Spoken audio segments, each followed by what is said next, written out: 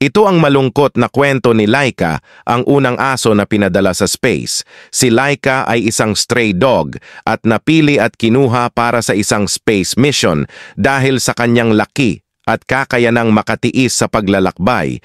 Si Laika ay gumawa ng kasaysayan noong November 3, 1957 nang siya ay pinadala para umikot sa Earth sakay ng spacecraft na Sputnik 2. Ang kanyang misyon ay isang hakbang sa pagsulong ng human space exploration.